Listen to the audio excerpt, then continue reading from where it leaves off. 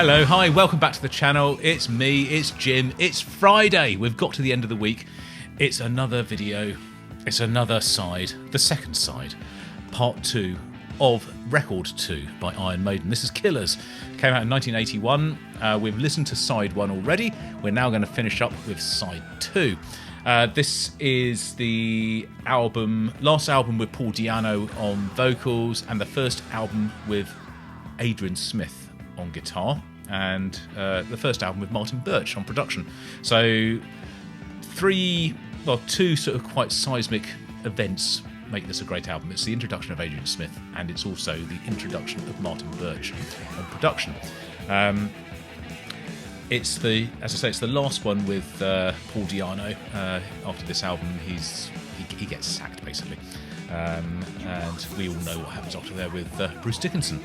So, is there anything else to say about this other than I think this is almost quite possibly my favourite Iron Maiden album ever. Side 2 has got some fantastic songs. We've only got 4 songs on here. We've got Killers, Prodigal Son. Oh my god, Prodigal Son. It is just one of the forgotten gems of Iron Maiden. No one ever talks about it. It is just such a good song. Purgatory and Drifter. And Drifter, again, is just one of those amazing. This is when Iron Maiden actually wrote some quite short, succinct little songs, even though Prodigal Son is quite proggy. It's very different, the feel of this, from a lot of what came later. Although the Iron Maiden DNA is there, you can hear the galloping bass and the chord change sequences and the time shift and stuff like that.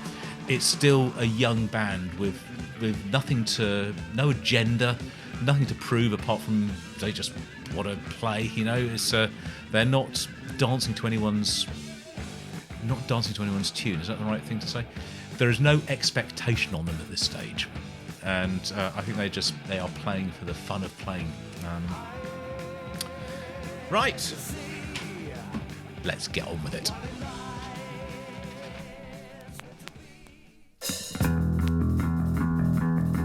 There we go.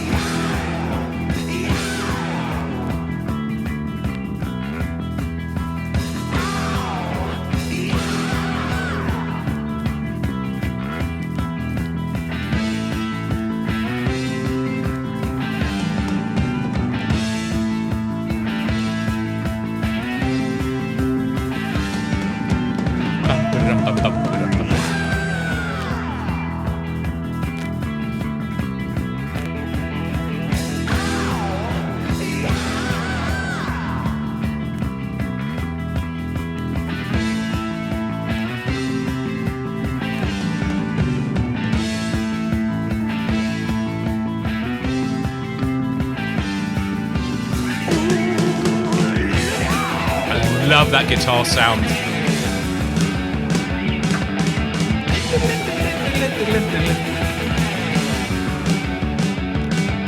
You walk through the subway, his eyes burn a hole in your back. A footstep behind you, he landed prepared for attack. Apart from the inclusion of Bruce Dickinson and the exclusion of Paul Di'Anno, this is now the same lineup as it is on Number of the Beast, the subsequent album, the following album. And musically, this sounds very, very similar to Number of the Beast. It's quite interesting. I haven't really sort of thought about that before. My innocent victims are slaughtered with wrath and despise. A mocking religion of hatred that burns in the night.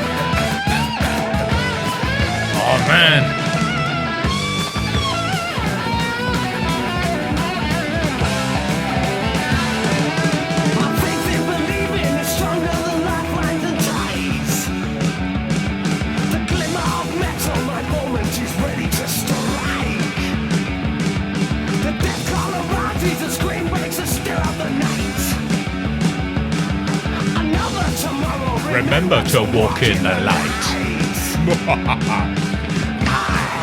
Found you, and now there is no place to run. Excitement, it shakes me. Oh, God help me, what have I done? Oh yeah, I've done it again.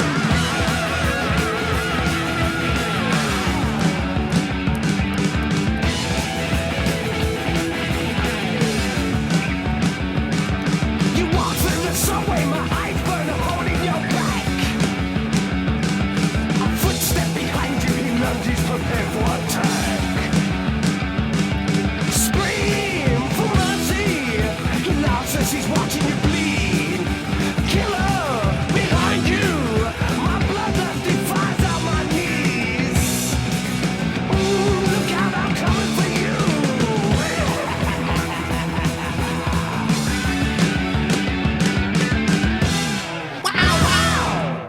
Right, Prodigal Son.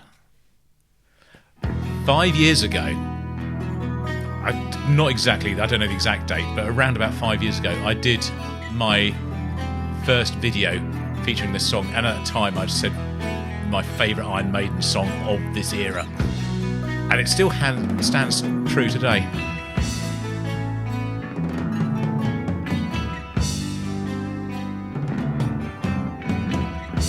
The only thing this sort of kind of reminds me of a little bit is maybe, I think it's Still Life of Peace of Mind.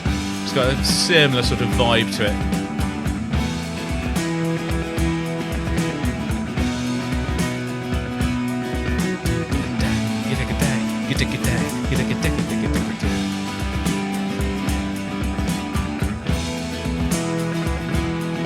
It's got almost like a sort of a Wishbone Ash sort of feel to it. It's just such a lovely, lovely piece of music, this.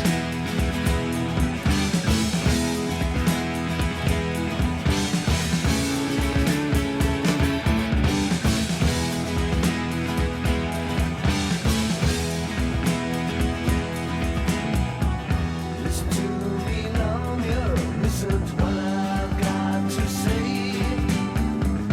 I've got these feelings and they won't go away. I've got these fears inside that bring me to my knees. Oh, help me love you, or I'm sure I'll die. Oh, please. I feel upset now, I know that I've gone wrong. This around me mystic things and magic for far too long. I feel I'm being played, but it's not there inside me. Devil's got a hold of my soul, I just won't let it be.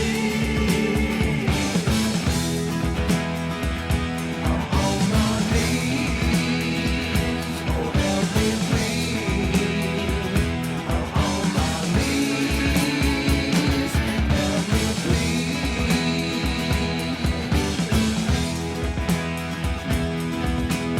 Oh Lord, please try to help me. Devil's got hold of my soul, he won't let it be. Round here I got this curse, I'm turning to bad. Devil's got hold of my soul, he's driving me mad.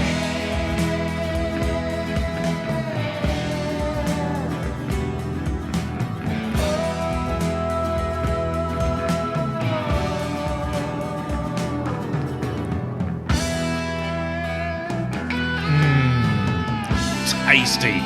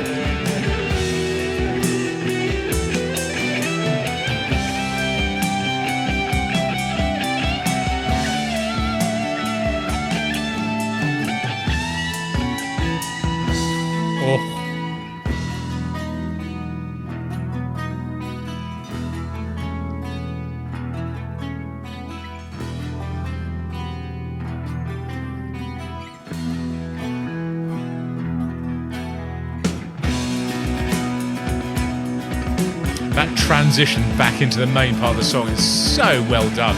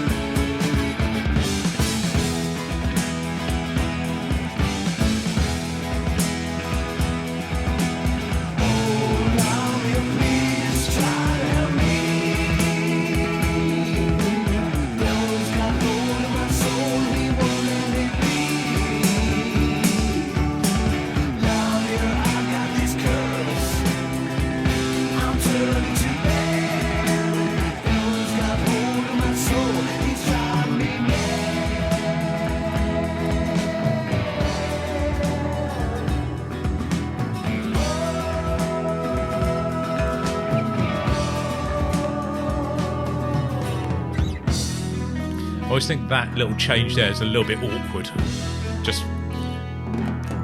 But otherwise, it's just perfect.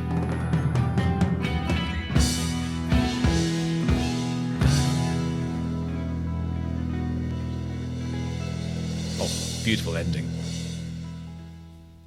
Beautiful, beautiful, beautiful. Right. What's this? Purgatory.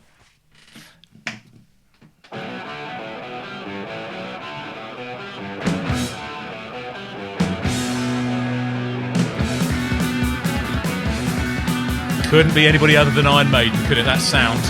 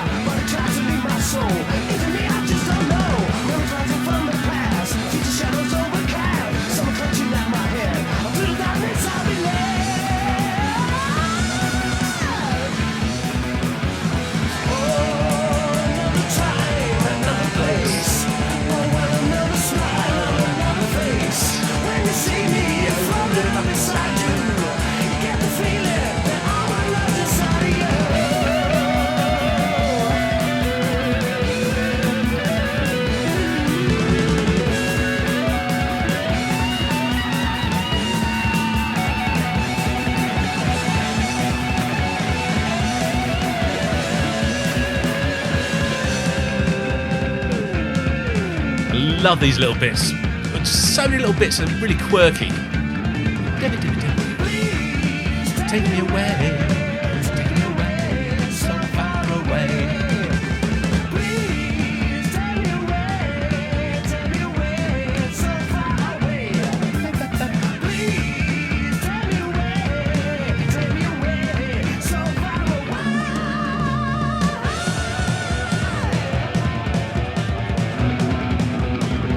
How cool!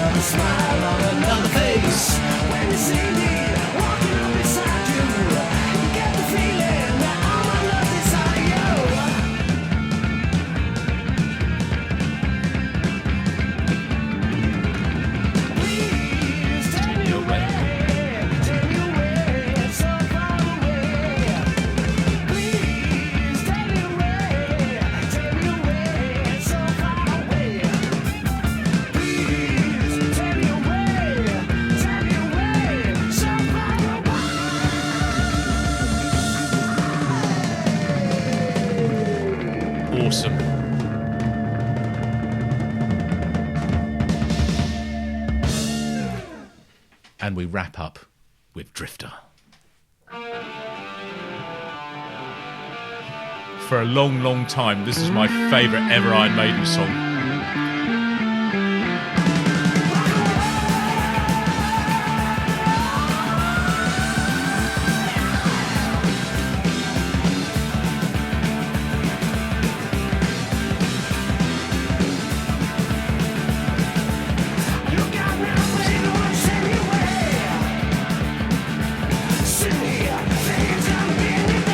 Got such groove and feel, isn't it?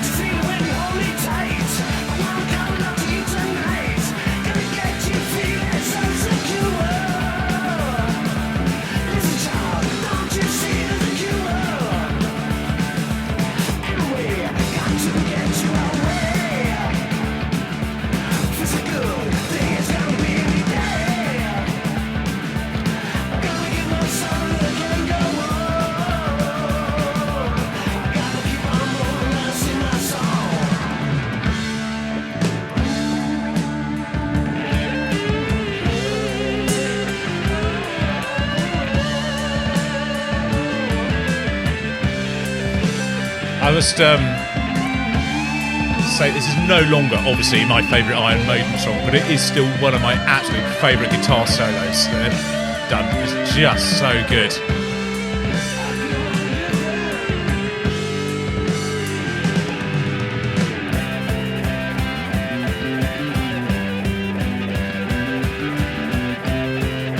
It's another one of these little quirky bits.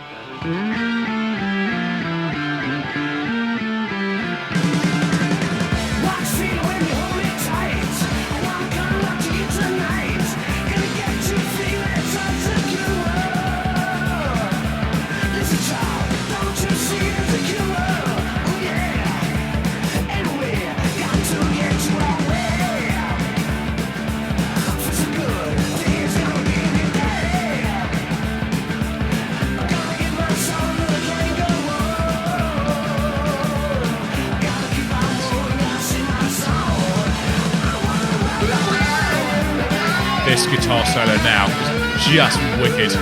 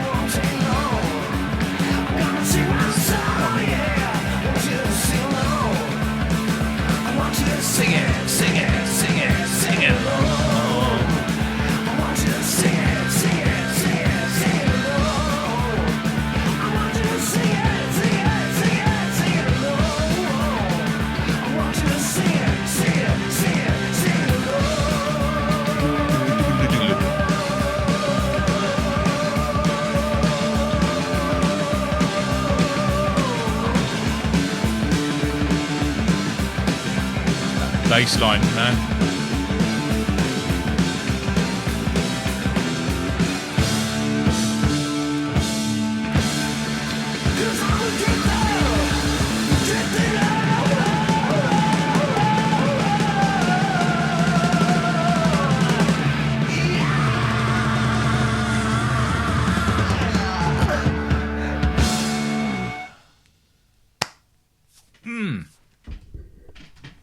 Less than 20 minutes of near perfection. Oh, I love this album. I love this album so much. It kind of took the raw energy and sort of youthful ambition that's so evident on the first album, and presented it a little bit more refined, a little bit more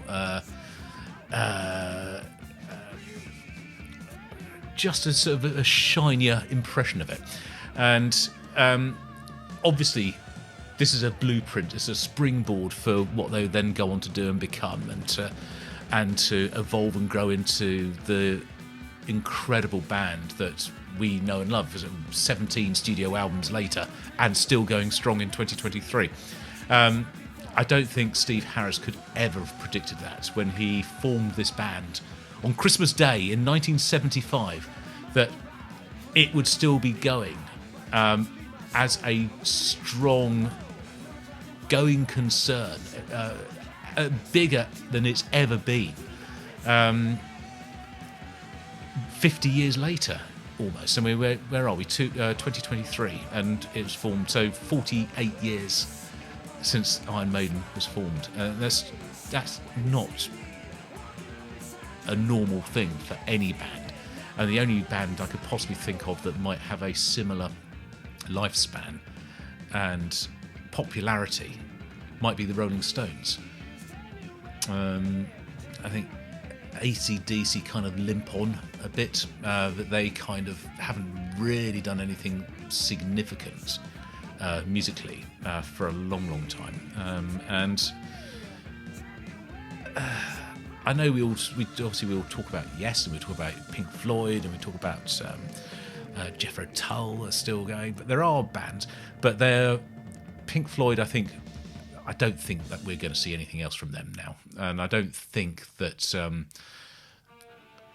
they've done anything majorly significant since, I don't know, the Division Bell, the Endless River maybe, but it's kind of, they've lost that sort of worldwide enormity that Iron Maiden still has. And even Yes, I mean, they are still obviously a going concern. They're still playing music and selling out venues, but they're not doing it on this level. They're not doing it to this scale, and it's incredible, really. I'm astonished in many ways that Iron Maiden are still as vital and vibrant and exciting. I say that with they are obviously old men, so it's slightly less exciting now than it would have been sort of 40 years ago. But they are still producing very valid and incredible music, and still performing to millions of people around the world. And it's absolutely astonishing. I don't think there is another band like them on the planet. I really don't. But that's a kind of a ramble of a roundabout way. So how could anybody have predicted, when this band was in its infancy, whether it was Steve Harris, whether it was Dave Murray, who said, okay, I'll be in the band, or Adrian Smith, who came on, the three of them, or even Rod Smallwood, the manager, they had no idea what Iron Maiden would become, and how big and how omnipotent, omnipresent, and just sort of everywhere, and no one could have predicted that. And it's I guess it's sort of, how do you bottle out lightning? How could anyone else do it? Well, you can't. I suppose Metallica were a few years later, and they still have this, actually, that's Metallica, I guess, is similar. But it's Iron Maiden were first, and that's the important thing here. Wow. Anyway, I don't know what I'm just rambling. I'm just talking to you now. I don't know what I'm talking about. Stuff's happening in here, and it's falling out into the microphone. I ought to try and marshal my thoughts a little bit before I start talking, but I haven't. So it's a ramble. The next album that comes after this is the first with Bruce Dickinson, and it will be the last with Clive Burr, very sadly. Although we do get then to have the amazing Nico McBrain joining for Peace of Mind. But I think Clive Burr is, if not underrated, is underappreciated. And I in many ways, I prefer his drumming to Nico McBrain's. Certainly on these early albums, I don't think Nico McBrain would have been right. And I don't know if there's what it is about his playing. I think there's a musicality and subtlety and inventiveness to Clive Burr's playing that Nico doesn't have. And Nico is an incredible drummer, and he's an absolute powerhouse. And I think that might be the difference, that he pummels the drums, whereas Clive Burr has a lighter touch, and you feel the rhythms almost skipping the rhythms out rather than sort of punching them into the drums. That's just my take on it. I'm not taking anything away from Nico McBrain, because Iron Maiden would not be Iron Maiden without him, and he is vitally important to the band and has been for a very, very, very long time. So there we have it. That was Iron Maiden with Killers. The next album we'll look at in this series in about a month's time will be The Number of the Beast. I'll look forward to seeing you on the next video, whenever and whatever that is. And until then, this is Jim, over and out.